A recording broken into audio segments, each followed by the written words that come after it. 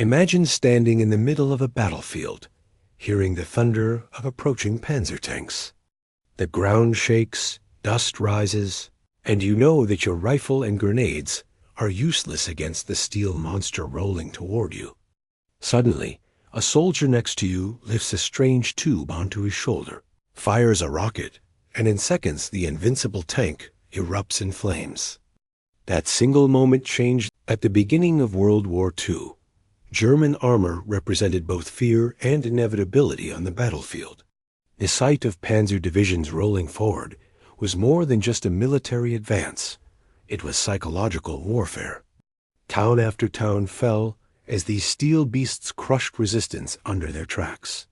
For the average infantry soldier armed only with... By 1942, the Allies were searching desperately for an answer to German armor. The challenge seemed almost impossible. How do you give one man, standing alone, the power to stop a tank? That's when two American innovators, Edward All and Leslie Skinner, stepped forward with an idea that would change the battlefield. All was an Army officer with an engineering background, and Skinner was a brilliant scientist already experimenting with rocket technology. Together, they combined two simple concepts: a small rocket-propelled explosive and a lightweight launch tube. The design was so basic that at first glance, it almost looked like a child's toy. Yet hidden inside that crude framework was the potential to level the playing field against Germany's steel giants. Early prototypes, however, were anything but polished. One of the very first models famously used a coat hanger bent into shape as a crude aiming sight. To outside observers, it may have looked ridiculous, a piece of plumbing pipe with a homemade rocket stuffed inside. But when they pulled the trigger and the rocket flew straight and true, onlookers were stunned. This strange contraption actually worked. What made the invention so revolutionary was not just its destructive power, but its simplicity. The weapon was light enough to be carried by a single infantryman. It didn't require the logistics of dragging a heavy artillery piece across muddy fields or through ruined cities. For the first time, an ordinary soldier could shoulder a weapon and have a fighting chance against a tank. When All demonstrated the weapon to his superiors, the reaction was immediate. Generals who had watched tanks dominate battlefields for years were now seeing a portable tube that could punch through armor with explosive force. The promise was undeniable. One commander reportedly declared, "We've been waiting for this." Though crude in its earliest form, this experimental rocket launcher would soon be refined and mass-produced. Soldiers would come to know it by a name borrowed from an unlikely source: a novelty musical instrument played by comedian Bob Burns. But before it became famous worldwide as the bazooka, it began as nothing more than a strange-looking tube, a rocket, and a coat hanger dot. It was the beginning of a weapon that would terrify German tank crews and forever alter the course of modern warfare. When the strange new weapon was finally shown to the U.S. Army, it immediately caught everyone's attention. It didn't look like any traditional firearm or artillery piece. Instead, it was little more than a long, hollow tube balanced on a soldier's shoulder. Its unusual appearance quickly invited curiosity and humor. During one of the early demonstrations, someone pointed out the odd resemblance between this launch tube and a novelty musical instrument popular in the 1930s and 1940s. That instrument, invented and made famous by comedian Bob Burns, was called the bazooka. It was essentially a crude brass horn, oversized and goofy-looking, which Burns used as a comedic prop in his performances.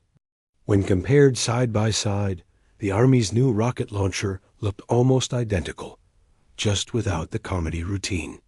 Soldiers, who often rely on humor and slang to deal with the grim realities of war, embraced the nickname instantly.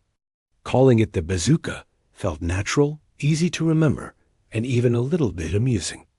After all, what better way to describe a weapon that looked like a giant tube than to borrow the name of a giant brass tube from pop culture? The name spread quickly across training grounds and battlefields. Within weeks, bazooka became the universal term for the weapon, used more often than its technical designation, the M1 rocket launcher. Official documents might have carried the military code, but in the mouths of soldiers and in the stories passed back home, it was always the bazooka. This playful nickname had a powerful effect. Instead of being remembered as some complicated, mechanical-sounding device, the weapon became instantly recognizable to both troops and the public. Soldiers felt a certain pride in carrying it, and the nickname gave it an almost iconic personality. It wasn't just another piece of equipment. It was the bazooka.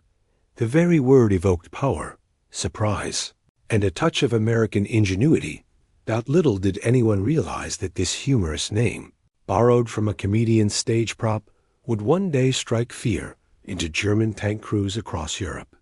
A word that once made audiences laugh would soon make armored divisions tremble. The bazooka had its identity, and with it, a destiny that would help shape the outcome of World War II. One of the greatest strengths of the bazooka was not just what it could do, but how incredibly simple it was to make. At first glance, the weapon looked almost too basic, just a metal launch tube, a trigger mechanism, and a rocket.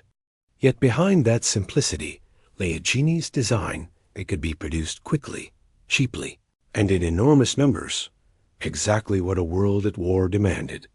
A single bazooka cost the U.S. military around $25 to build. To put that into perspective, a German panzer tank cost tens of thousands of dollars, not including the manpower, fuel, and resources required to operate it. In other words, for the price of one enemy tank, America could arm hundreds of soldiers with bazookas. This cost imbalance was more than just economic trivia. It was a weapon of strategy.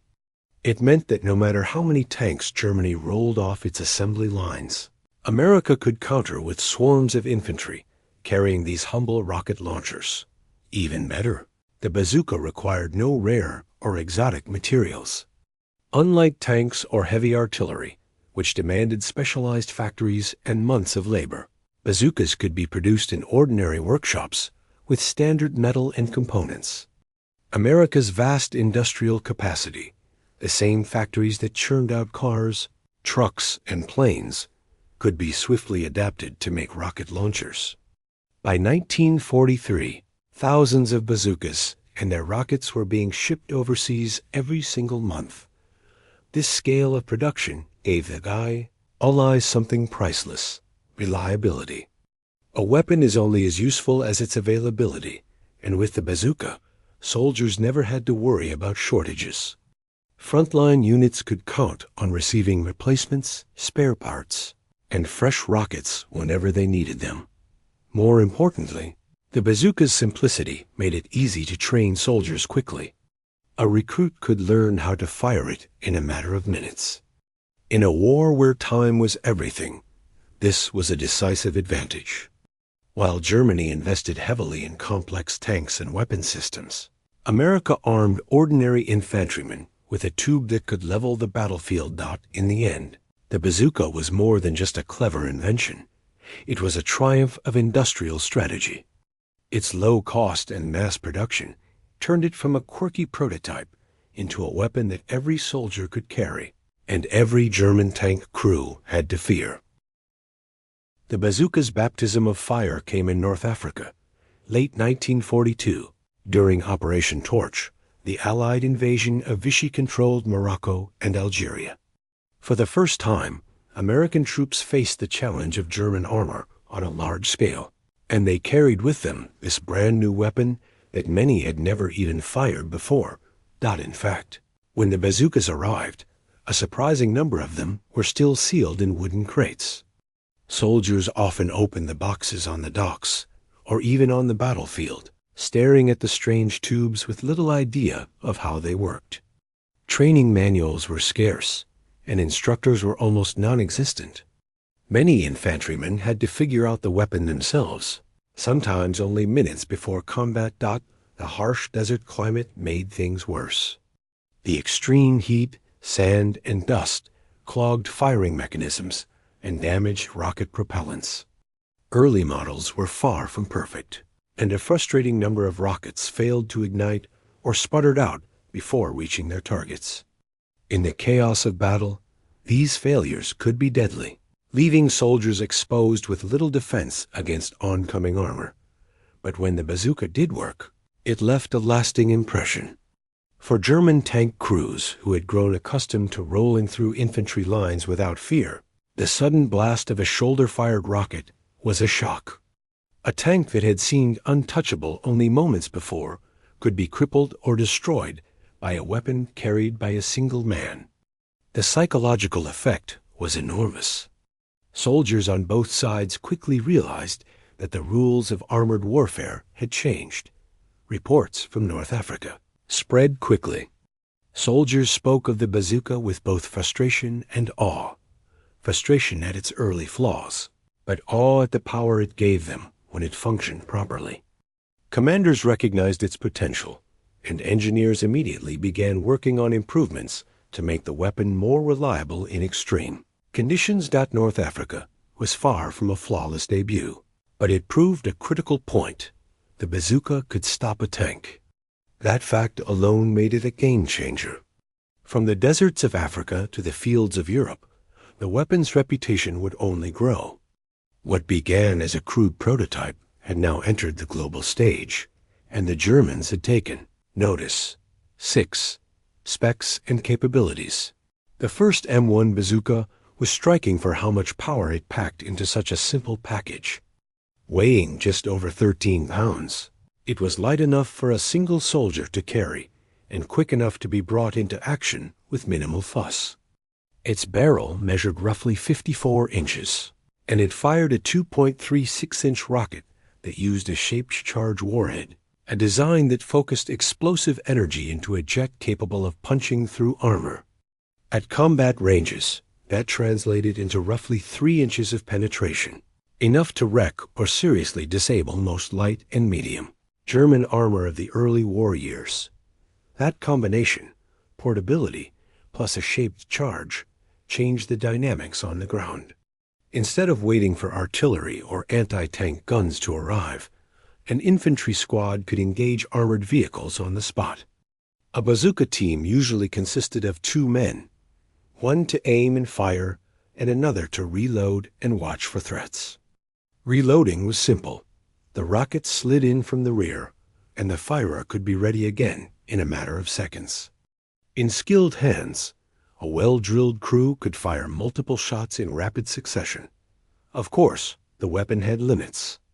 Its effective accuracy dropped quickly past 75 to 100 yards, and hitting a moving tank at distance was rarely practical. That's why tactics emphasized close work. Attack the sides, the rear, or the thinner vision slits, rather than the thick frontal plate. The shaped charge also worked best at the right angle. A glancing hit could glance off without doing much damage. Additionally, early models used battery ignition and were sensitive to moisture and cold. Later versions improved these weaknesses. Another practical issue was backblast. Firing produced a dangerous blast behind the tube, meaning it couldn't be fired from tight enclosed spaces or with teammates standing. For all its promise, the bazooka was far from perfect. In fact, soldiers quickly discovered that the weapon could be as frustrating as it was powerful. One of the most common issues came from its ignition system. The early models relied on a battery-powered trigger, and in wet or humid conditions, those batteries often failed. A sudden rainstorm, a river crossing, or even morning dew could be enough to leave a launcher useless. For a soldier facing down an advancing tank, that kind of malfunction wasn't just inconvenient. It could mean the difference between survival and death. Misfires were another serious problem. Sometimes the rocket fizzled out just a few feet from the tube, landing harmlessly in front of the firer. Other times it refused to fire at all, leaving the operator exposed while he fumbled to clear the launcher. The backblast also posed dangers. If a soldier forgot to clear the area behind him or tried to fire from a confined space, The exhaust could burn teammates or give away their position instantly. These flaws forced soldiers to adapt. Crews learned to carry spare batteries, to wrap the ignition system in wax paper or cloth to keep it dry, and to clean the firing contacts constantly. Some even devised makeshift fixes on the battlefield, swapping wires, improvising insulation, or adjusting the sights with bits of scrap metal. Field manuals were updated almost as quickly as complaints came in, as commanders scrambled to share the tricks that kept the weapon reliable in combat. The limitations also shaped tactics. Soldiers understood that the bazooka wasn't a long-range sniper tool. It worked best in ambushes, at close distances, against the thinner armor of a tank's sides or rear, using terrain for cover, waiting until the last possible moment. Then firing at point-blank range became the standard approach. Despite all the headaches, infantrymen respected the bazooka because even with its flaws, it gave them something they had never had before, a fighting chance against armor. They cursed its misfires, improvised their way through its failures, and yet still, despite its flaws, the bazooka delivered something that no manual could measure: psychological power. Before its arrival, an infantry squad faced with a German tank had little choice but to scatter, hide, or pray for artillery support. The imbalance was crushing. Soldiers felt small, exposed, and powerless against steel machines that rolled forward almost without resistance. The bazooka changed that equation overnight. Suddenly, two men with a single launcher could bring a tank to a halt. Even if the shot didn't always destroy its target, the possibility alone was enough to restore confidence to Allied infantry. No longer did squads have to retreat the moment they heard treads in the distance. Now they could set up an ambush, wait in cover, and strike back. It wasn't just a weapon. It was hope. On the German side, the effect was equally dramatic. Tank crews who once advanced with near total confidence now had to second-guess every hedgerow, every window, every ruined building. They knew that somewhere out there, a soldier could be waiting with a rocket launcher that cost a fraction of their tank's value. Even if a bazooka round only damaged a vehicle, it forced the crew to stop, bail out, or call for repairs. The idea that a cheap tube in the hands of an ordinary infantryman could cripple a panzer planted a seed of fear. Accounts from the front reveal how this shift in psychology shaped tactics. German tanks began moving more cautiously, often waiting for infantry support before entering towns or villages. Crews avoided narrow streets or blind corners where a bazooka team might be hiding. In some cases, the very presence of bazooka-armed soldiers was enough to make German armor withdraw. This intangible effect, the sudden balance of fear, was as valuable as the weapon's physical destruction. The bazooka gave soldiers courage and forced the enemy to hesitate. In war, hesitation is deadly. With one invention, the Allies had robbed the German tank of its aura of invincibility and turned ordinary foot soldiers into genuine tank killers. It didn't take long for the bazooka to fall into enemy hands. In the chaos of battle, abandoned or captured launchers were sent back to Berlin for study. When German engineers examined the weapon, they were stunned. Here was a tool so simple, so cheap, and yet powerful enough to cripple their prized panzers. What shocked them most wasn't just the design itself, a hollow tube and a rocket, but the fact that it had slipped under their radar. Germany wasted no time in creating its own versions. By 1943, the first copies were already rolling off assembly lines. The most infamous was the Panzerschreck, literally tank terror, based heavily on the captured bazooka. It was larger, heavier, and capable of firing a rocket with even greater armor penetration. Crews quickly learned to respect and fear this new German weapon. Its blast was so powerful that operators had to wear protective shields or masks to avoid burns from backblast gases. Even more, Significant was the Panzerfaust, a single-use disposable anti-tank weapon. Unlike the bazooka, it required no team, no reloading, and very little training. A German soldier could pick one up, aim, and destroy a tank with a single shot. Cheap and mass-produced, the Panzerfaust became one of the deadliest infantry weapons of the war. On both the eastern and western fronts, Allied tank crews suddenly faced the same kind of fear their German counterparts had once felt. A lone soldier, hidden in rubble or woods, could end the life of a multi-ton tank in seconds. The irony was clear. Germany's deadly new anti-tank arsenal existed only because of America's bazooka. What began as an Allied invention had been turned back against them with devastating results. In the brutal street fighting of places like Stalingrad, Warsaw, and later Berlin, the Panzerfaust in particular became infamous, knocking out countless Soviet and Allied tanks. This exchange of ideas underscored the speed of wartime innovation. A weapon that started when Allied troops stormed the beaches of Normandy on June 6, 1944, every ounce of firepower mattered. Among the rifles, grenades, and machine guns carried ashore was the bazooka, and though originally designed to fight tanks, soldiers quickly discovered its versatility. The hedgerow country of Normandy was a defender's dream. Thick earthen walls, reinforced with ancient trees and tangled brush, turned every field into a fortress. German machine gun nests and bunkers were buried deep within these natural barriers, making it nearly impossible for rifle fire or grenades to dislodge them. Infantrymen advancing inland often found themselves pinned down, taking heavy casualties. Here, the bazooka became a lifesaver. Instead of aiming at tanks, soldiers leveled their launchers against fortified positions. A single rocket could blow a hole through a farmhouse wall, collapse a bunker's firing slit, or silence a machine gun nest hidden in the hedgerows. The psychological effect was immense.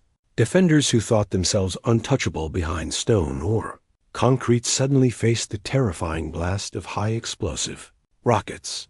Veterans later recalled how the bazooka gave small squads an offensive punch far beyond their size.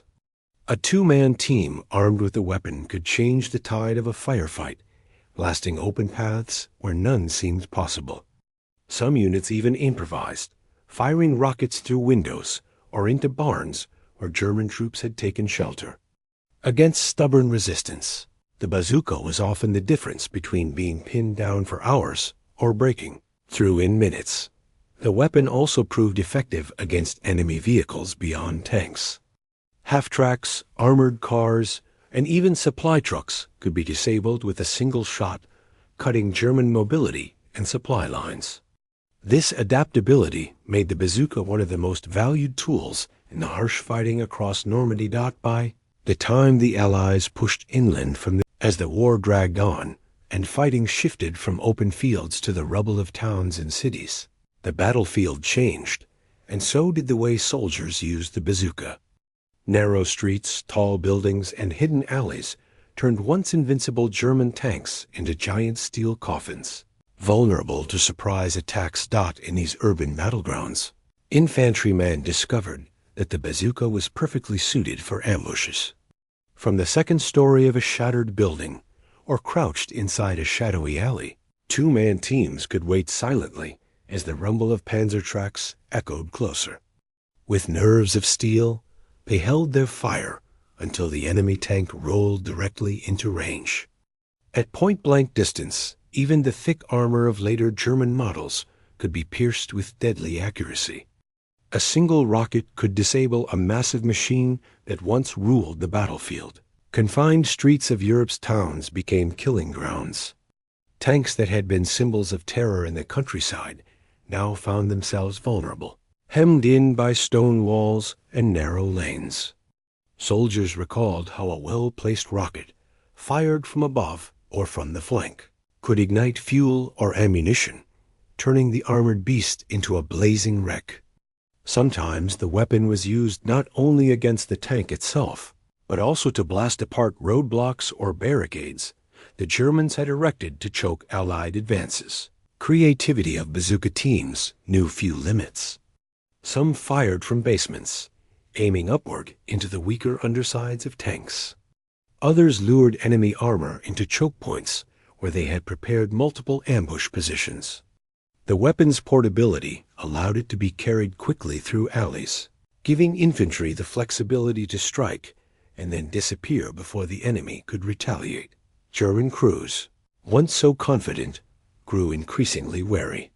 Each corner turned, each street entered, carried the risk of an unseen bazooka waiting in the rubble. The psychological effect was enormous. What had once been a battlefield dominated by armored steel now became a contest of nerves and cunning, where infantry could meet tanks on their own terms. In the ruined cities of Europe, the bazooka proved not just to be a weapon, but an equalizer, turning ordinary. The German army, never slow to adapt, quickly realized that the bazooka had shifted the balance on the battlefield. Reports of tanks being knocked out by small two-man teams spread rapidly, and commanders demanded solutions. If the Allies had found a way to humble their prized panzers, then the Germans would fight back with steel and strategy. One of the first responses was armor itself.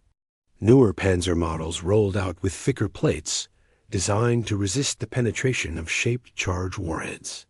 Side skirts, known as Schürzen, were fitted along the flanks of tanks to disrupt the explosive jet of bazooka rockets. German engineers also experimented with specialized coatings, such as the paste-like Zimmerit, which was applied to tank hulls to prevent magnetic mines, and they hoped might reduce the effectiveness of rocket impacts as well. But armor alone was not enough. The bazooka had shown that tanks were most vulnerable when isolated, roaming ahead of supporting units. To counter this, German commanders refined their tactics. Tanks were rarely allowed to advance without infantry screens moving beside them, scanning windows, rooftops, and hedgerows for the telltale silhouette of a bazooka team. Machine gun fire, mortar, and artillery were increasingly used to flush out ambushers before armored columns pushed forward. Even with these precautions, the bazooka remained a constant threat. Soldiers learned to aim for weak points, vision slits, rear armor, or exposed tracks. A well-placed shot could still cripple even the most heavily protected panzer. The arms race between weapon and countermeasure played out across Europe. Every improvement in armor invited new tactics of attack, and every change in infantry strategy was met with Allied ingenuity. Perhaps the greatest impact wasn't physical, but psychological. German tank crews, once the kings of the battlefield, could no longer move with absolute confidence. Every village street, every hedgerow, every bombed-out building might conceal a bazooka waiting in silence. Here lay the true brilliance of the bazooka. It was not just a weapon of steel and fire, but of economics. For decades, armored warfare had favored the side with the deepest industrial pockets. A tank cost tens of thousands of dollars to design, build, and field, while infantrymen carried little more than rifles and grenades. The imbalance was clear until the bazooka tipped the scales. The numbers spoke volumes. A single panzer could take months to construct, requiring thousands of man-hours, rare metals, and precision engineering. In contrast, a bazooka launcher cost barely $25 to produce, and its rockets just a few more. Factories in the United States, humming at full wartime capacity, could turn out thousands of launchers and rockets each month with little strain. Even if it took 10 rockets to disable one tank, the exchange still favored the Allies. Imagine the math. A handful of soldiers carrying a bundle of inexpensive rockets could threaten, and often destroy, a machine worth a fortune in both money and strategic value. Germany, already stretched thin by the demands of total war, could not keep pace. Every panzer lost represented not just a battlefield defeat, but a crippling economic blow. The logic extended beyond raw cost. A destroyed tank meant a lost crew, disrupted supply lines, and a gap in Germany's armored formations that could take weeks to repair. Meanwhile, a bazooka team could be resupplied overnight. The weapon turned warfare into a battle of attrition that Germany could not win. This economic edge also gave the Allies. Just when it seemed the bazooka had shown every possible use, one American officer took it to the skies, quite literally. Major Charles Carpenter, a reconnaissance pilot flying the tiny Piper L-4 Grasshopper, became a legend by strapping bazookas to the wings of his fragile little plane. His daring exploits would earn him the unforgettable nickname, Bazooka Charlie. The Piper L-4 was never designed for combat. It was a light aircraft, used mostly for scouting, artillery spotting, and liaison duties. It carried no armor, no heavy guns, and no bombs. Against German tanks and anti-aircraft fire, it should have been completely defenseless. But Carpenter was not an ordinary pilot. Determined to strike back at the enemy, he mounted 6 bazookas to his plane, wiring the triggers so he could fire them from the cockpit. What followed was equal parts madness and genius. Flying low over German positions, Carpenter would swoop in at treetop level, aiming his rockets at unsuspecting tanks and armored vehicles. Soldiers on the ground could hardly believe their eyes. A fragile scout plane diving out of the sky, spitting rockets like a gunship. Against all odds, it worked. His daring attacks destroyed several German tanks and vehicles, proving once again the versatility of the bazooka. The mere sight of his little plane buzzing over the battlefield became a morale boost for Allied troops, and a terror. While the battlefields of Europe were dominated by panzers and heavy armor, the war in the Pacific presented a different challenge. Japanese tanks were rare, lightly armored, and no match for American Shermans. Instead, the real threat came from the ground itself, a labyrinth of bunkers, pillboxes, and caves dug deep into the islands. Here, the bazooka once again proved its adaptability, becoming an indispensable tool for the Marines. On islands like Saipan, Iwo Jima, and Okinawa, Japanese defenders turned every hill and rock formation into a fortress. Hidden machine gun nests and reinforced bunkers made frontal assaults costly and bloody. Conventional rifle fire did little against thick coconut logs, poured concrete, or cave entrances shielded by rock. The flamethrower was one answer, but it was heavy, dangerous, and often required soldiers to get far too close. The bazooka offered a safer, more mobile alternative. Marines carried the launchers across beaches and up volcanic slopes, using them to blast open fortifications that had resisted hours of bombardment. A single rocket could punch through a pillbox slit, silencing a machine gun nest that had pinned down an entire squad. In cave warfare, bazooka teams targeted entrances, collapsing rocks, and sealing defenders inside. The weapon's portability allowed infantry to bring destructive power into places where artillery and tanks could not reach. The bazooka's psychological effect in the Pacific was as powerful as in Europe. Japanese soldiers, who often fought fanatically to the last man, realized that their carefully prepared positions could be reduced to rubble in seconds. To the Marines, the bazooka was more than just a weapon.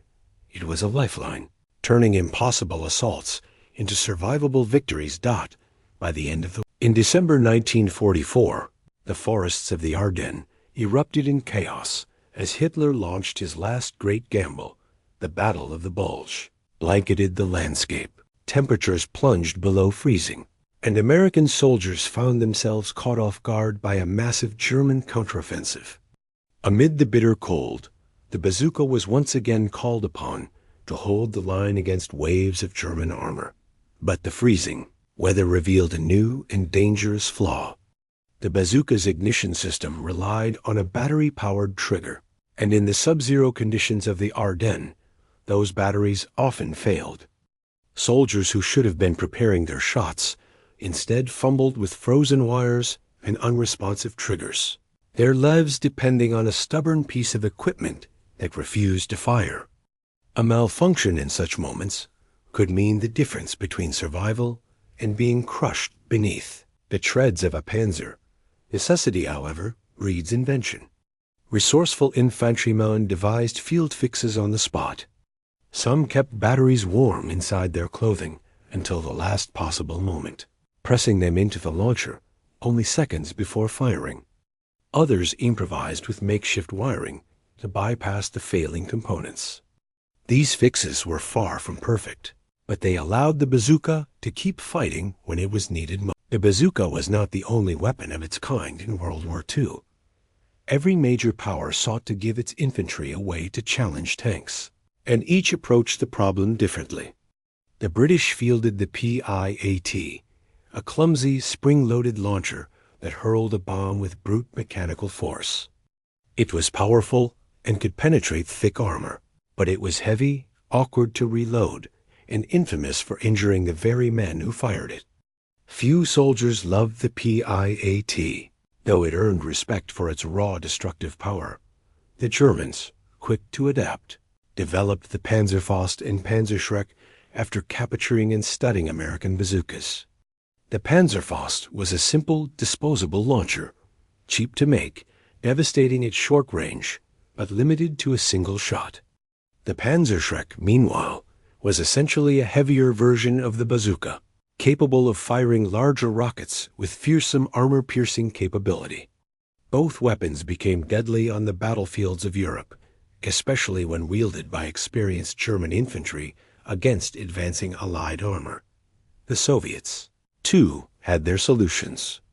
They relied heavily on anti-tank rifles early in the war, massive firearms designed to punch through light armor. As German tanks grew stronger, these rifles quickly became obsolete.